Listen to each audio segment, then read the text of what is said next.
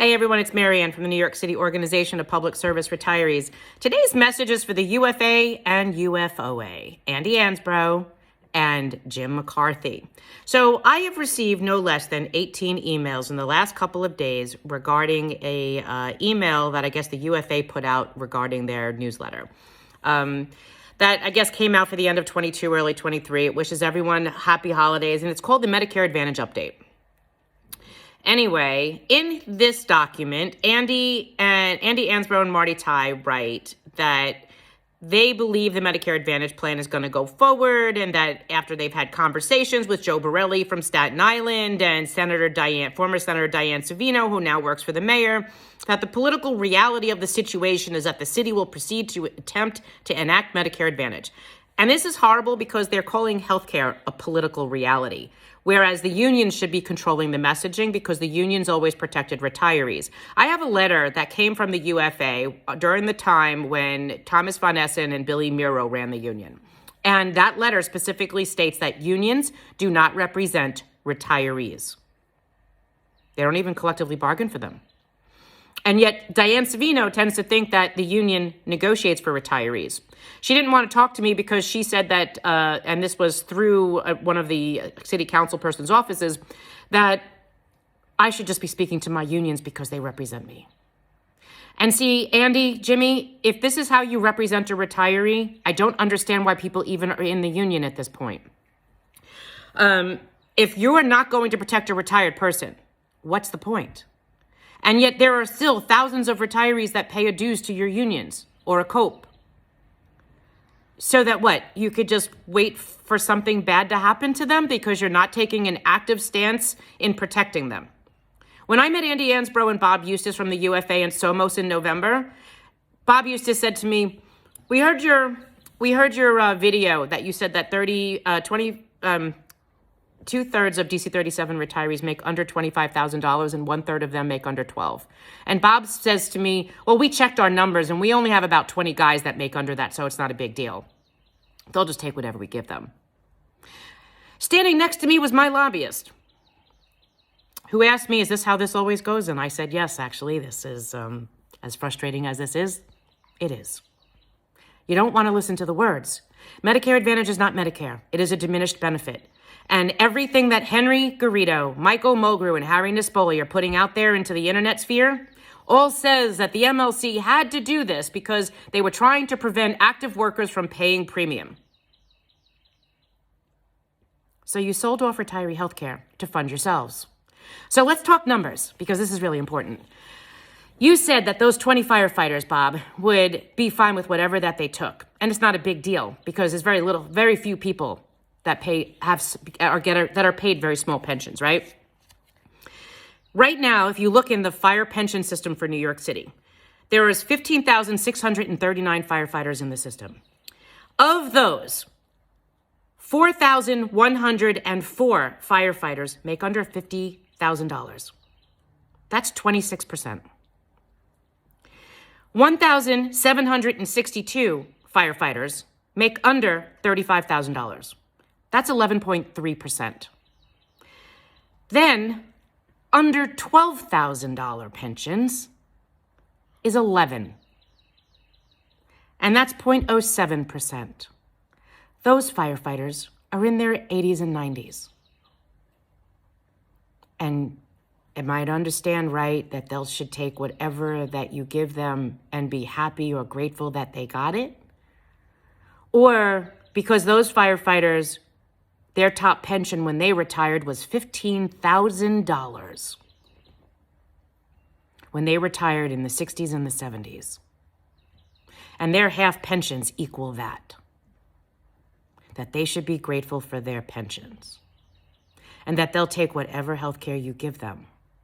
So one of the talking points that we try to bring home to you all is that many retirees live in what they call CCRCs, continued care communities, residential communities, that they require you to maintain your traditional Medicare and Medigap plan, not an HMO or MA plan. You see, they're the ones that take care of you through your end of life with dignity. They take care of you from independent, assisted, nursing care, and memory care. These are your vulnerable seniors, guys. And Aetna Medicare Advantage can't tell my seniors currently living in these communities that they'll cover them. And that's a disgrace that you're okay with that. And then in your letter here, in italicized print, you write, had the lawsuit never happened, our members at this moment would have the choice of what plan they would prefer and they were willing to pay for. So brothers, what about the retirees that don't have a pension, that can afford to pay up for something you think that they should be paying for when they already earned it by taking crappy wages during their tenures? And they were relying upon their union, you, to protect them because they're still paying a dues and a cope to you. To learn that basically their unions were willing to sell them out in their retirement because you didn't understand their need.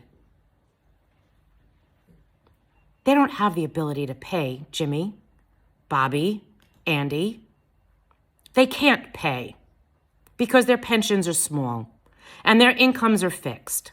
And when they get an increased, what you might call a raise, is between 1% and 3% on the first $18,000 of their pensions. That's not a raise. So you tell me, what is it that they can afford? Or are you going to subsidize that? Because what you were offering them wasn't a choice. And amending the administrative code wasn't a choice either. Because they would never have been able to afford a premium of $200 per person per month for a plan that pays less than 20%. But you want to know something? I did the math this morning. I'm going to take you to my office. So I had a call from a firefighter that asked me what the premium would be if an active worker had to pay premium. So let's look at the numbers, okay? Let's do this together. There you go. Well, it looks backwards. Let me read it to you. What are the premiums? The premiums for an individual plan today would be $22.77 a month for an individual for a plan that pays 100%. A family plan would be $209.96 for a plan that pays 100%. And that's a family plan that pays 100%, and that's a fee per month. What were you guys trying to charge your most vulnerable population on a fixed income? A plan that pays less than 20% of our health care? $204.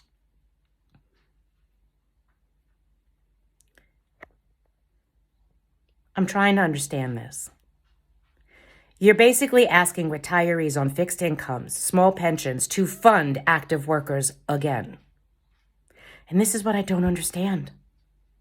Your most vulnerable population. So I'm going to ask you, we're getting ready to litigate again. And we would really like you on our side this time. Not just telling your retirees or your employees to go send an email.